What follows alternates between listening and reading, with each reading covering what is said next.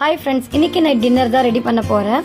First வந்து சாப்பாடு ஏற்றியாச்சு. அதுக்கப்புறமா வெங்காய தக்காளி எல்லாமே குட்டி குட்டியாக கட் பண்ணி சைடில் எடுத்து வச்சுட்டேன். இன்றைக்கி வந்து முருங்கைக்காய் மட்டன் போட்டு கிரேவி தான் ரெடி பண்ண போகிறேன்.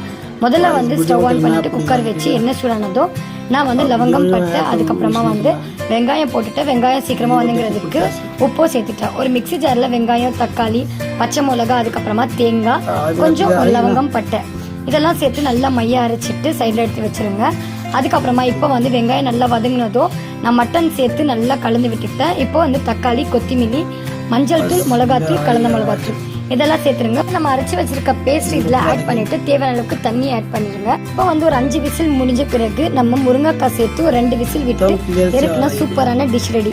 நான் ஆல்ரெடி வீடியோவில் மென்ஷன் பண்ணியிருப்பேன் என்னோட பழைய சேனல் டிலேட் ஆயிடுச்சுன்னு. நிறைய பேர் இந்த சேனல் ஃபேக்னு நினச்சிட்டு இருக்கீங்க.